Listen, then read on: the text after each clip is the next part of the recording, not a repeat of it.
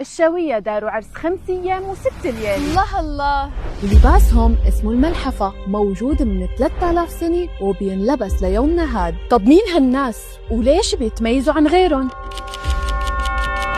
الشاوية أو الشاوين هن مجموعة من الناس موجودين بالجزائر ويعتبروا من أقدم سكان إفريقيا. سموا شاوية بسبب مهنهم كرعاة الشاه والأبقار. بيحكوا لغة أمازيغية وعربية بلهجة مختلفة شوي عن باقي الجزائريين. وأكثر منطقة موجودين فيها هي جبال الأوراس، بلد طارق بن زياد اللي انطلق منها لفتح الأندلس. هالجبال تتميز بطبيعتها الساحرة وطرقاتها الصعبة، وهاد كان أحد الأسباب يلي خلت هالمنطقة من أهم مراكز الدفاع ضد الاحتلال الفرنسي.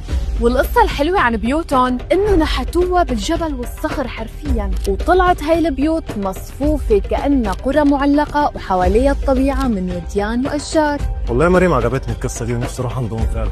لازم تروح بنص شهر واحد. بيحتفلوا برأس السنة الأمازيغية من أكثر من 2900 سنة.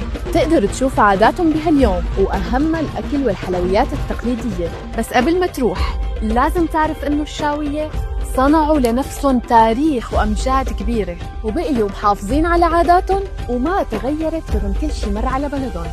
هاي قصة شعب تستاهل نشاركها.